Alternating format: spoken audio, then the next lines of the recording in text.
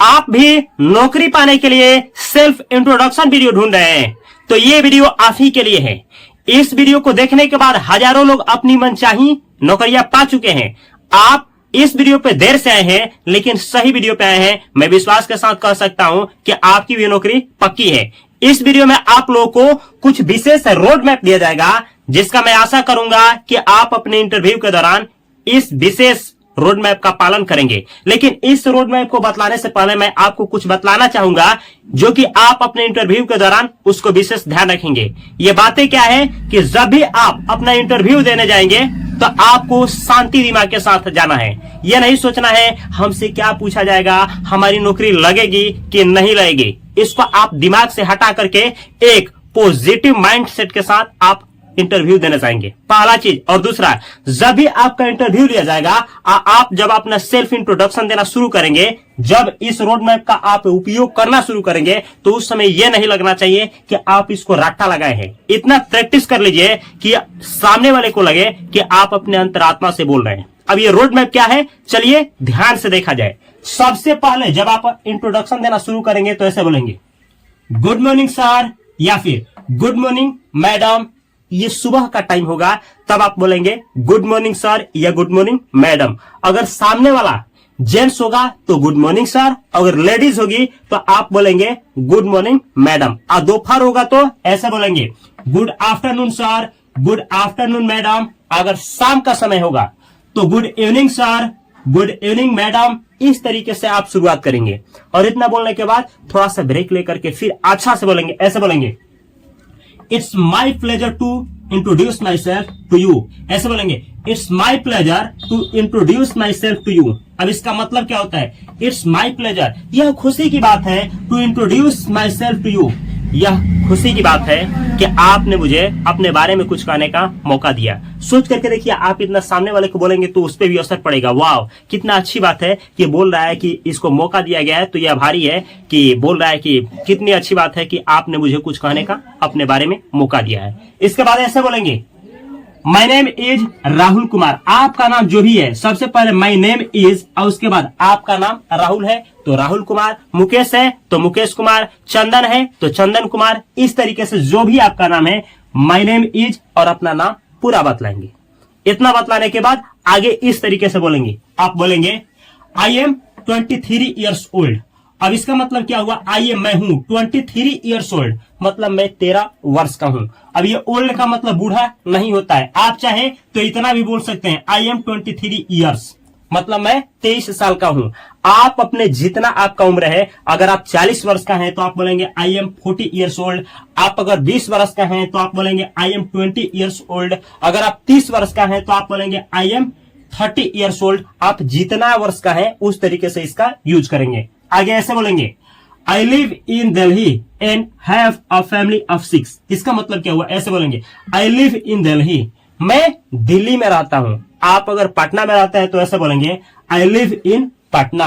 आप जहां भी रहते हैं, आई लिव इन और उसके बाद यहां पे अपना स्थान बोलेंगे, आई लिव इन मुंबई, मैं मुंबई में रहता हूं। इतना बोलने के बाद एंड एन यानी और, हैव अ फैमिली, मतलब मेरा एक परिवार है, ऑफ 6। इसका मतलब क्या हुआ कि मेरा एक परिवार है जिसमें कितने लोग हैं, 6 लोग हैं। आपके पास जितना भी फैमिली है, यानी आपके परिवार में 4 मेंबर है तो ऐसे बोलेंगे, हैव अ फैमिली ऑफ 4। इस तरीके से हैव अ फैमिली ऑफ, जितना आपके परिवार में सदस्यों की संख्या है उसका यहाँ पे अंग्रेजी लिखेंगे। तो इस तरीके से देखिए, आगे इस तरीके से बोलेंगे आप, I have done my bachelors degree in commerce from. यहाँ पे जो भी आपका यूनिवर्सिटी है, जैसे जो आपका नाम है जननायक चंद्रशेखर यूनिवर्सिटी बलिया, तो यहाँ पे आप उस यूनिवर्सिटी का नाम, यहाँ यूनिवर्सिटी जहां है, दिल्ली में है तो दिल्ली, मुंबई में है तो मुंबई। अब ध्यान से सुनिए, ये क्या बोले हैं, आई हैव डन, मैंने पूरा किया है, माई बैचलर्स डिग्री, मतलब मेरा जो बैचलर्स डिग्री है ना वो पूरा कर लिया हूं। अगर आप 12th पास है तो ऐसे बोलेंगे, I have done my 12th। इस तरीके से I have done my 12th, इस तरीके से आप बोलेंगे। आप कहां से किए हैं तो यहाँ फ्रॉम, आप यहाँ जिस स्कूल से किए हैं यहाँ पे उसका, यानी वो जो स्कूल है उसका नाम, यहाँ यूनिवर्सिटी जोड़ देंगे। यहाँ जहां आप किए हैं, दिल्ली है तो दिल्ली में, मुंबई है तो मुंबई में, किसी गांव से है तो यहाँ गांव का नाम लिख सकते हैं। इस तरीके से आप लोग आगे बढ़ेंगे। फिर आगे क्या, ऐसे I have got experience in teaching for 1 year. ये देखिए क्या बोले हैं, आई हैव गॉट मतलब मेरे पास है, एक्सपीरियंस मतलब मेरे पास एक्सपीरियंस है, मतलब मैं नया नहीं हूं। अगर आप नया है तो इस सेंटेंस का यूज करेंगे। देखिए आई एम, इस तरीके से आई एम अ फ्रेशर, इस तरीके से यूज किया जाता है, फ्रेशर। यहां पे देखिए, यहां पे सीखने वाली बात है, आई एम फ्रेशर, इस तरीके से I am a fresher. I am a fresher का मतलब होता है कि मैं अभी इस काम में नया हूं। जैसे जाएंगे जहां ना तो पूछा जाएगा कि आप कितना साल काम किए हैं, नहीं किया है, तो आप जब वहां पे नया है, कोई भी एक्सपीरियंस नहीं है, तो आप क्या बोलेंगे, आई एम अ फ्रेशर, मतलब मैं एक नौसिखिया हूं, मैं एक नया हूं। या फिर अगर आपके पास एक्सपीरियंस है तो ऐसे बोलेंगे, I have got experience in teaching for 1 year. मतलब इसका मतलब हुआ कि आई हैव गॉट एक्सपीरियंस, मेरे पास एक्सपीरियंस है 1 साल का पढ़ाने में। इसका मतलब ये हुआ कि अगर आप पढ़ाने के लिए जा रहे हैं तो बोलेंगे कि मेरा पढ़ाने में 1 साल का तजुर्बा है, मेरी पढ़ाने में 1 साल का एक्सपीरियंस है। अगर आप काम करने के लिए जा रहे हैं तो ऐसे बोलेंगे, I have got experience in working for 1 year in this field. मतलब इस फील्ड में मुझे 1 साल का एक्सपीरियंस है। जितना साल का एक्सपीरियंस है ऐसे I have got experience in, यहाँ वर्किंग, अब 4, यहाँ जितना साल का एक्सपीरियंस है 2 ईयर्स, 3 ईयर्स, 5 ईयर्स, इस तरीके से इस सेंटेंस को अपने अनुसार मॉडिफाई कर सकते हैं। इसका मतलब क्या हुआ कि मुझे पढ़ाने का 1 साल का एक्सपीरियंस है। आगे ऐसे बोलेंगे, माई स्ट्रेंथ्स आर मतलब मेरी मजबूतियां जो है वो क्या है बतलाना शुरू करेंगे। आई एम हार्ड वर्किंग, मैं हार्ड वर्किंग हूं। इसका मतलब ये हुआ कि मुझे आप कितना भी काम दे दीजिएगा तो मैं देह चोरी नहीं करूंगा, मैं भागूंगा नहीं। सोच करके देखिए कि आपका इंटरव्यू हो रहा हो, ऐसे बोलेंगे तो सामने वाले को क्या लगेगा कि ये बंदा पे ट्रस्ट किया जा सकता है, ये बंदा जो है जेन्युइन है, ये बंदा जो है कंपनी छोड़ करके नहीं भागेगा, ये बंदा जो है इसको जो काम दिया जाएगा अपने रिस्पॉन्सिबिलिटी के अनुसार ये पूरा करेगा, यानी अपने काम के प्रति ये कमिटेड है। तो जब आप में ये सारा चीज झलकेगा तो निश्चित है कि वो आपको ही सेलेक्ट करेगा। तो आप कैसे बोलेंगे, ऐसे बोलेंगे, आई एम हार्ड वर्किंग। इतना ही नहीं, इतना बोलने के बाद I am hard working quick learner, मतलब मैं जल्द सीखता हूं। आप जो भी मुझको दीजिएगा ना तो मैं उसमें टाइम नहीं लगाता हूं, उसको बहुत जल्द सीखता हूं। तो बोलेंगे क्विक लर्नर, सेल्फ मोटिवेटेड। अब सेल्फ मोटिवेटेड का मतलब क्या, मुझको काम के लिए ये नहीं कहना पड़ता है कि तुम इस काम को करो, मैं सेल्फ मोटिवेटेड हूं। मुझे कहो या ना कहो, मैं अपने काम को टाइम पे पूरा करके दे देता हूं, सेल्फ मोटिवेटेड।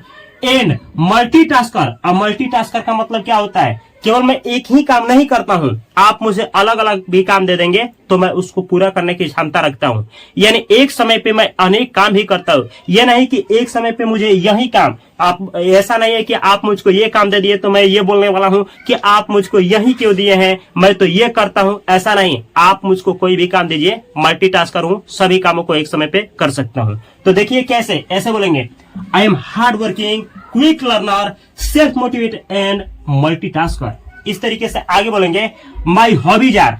अब आप अपना हॉबीज बतलाना शुरू करेंगे कि मुझे क्या पसंद है क्या पसंद नहीं है। सामने वाले को ये जानना चाहिए, सामने वाले को ये लगेगा कि इसको क्या पसंद है क्या पसंद नहीं है। तो आप बोलेंगे, my hobbies are playing cricket. मेरा हॉबी जो है मतलब मुझे पसंद जो है वो क्या, क्रिकेट खेलना मुझे अच्छा लगता है। And learning new something. अब यहाँ पे लिखे हैं लर्निंग न्यू समथिंग।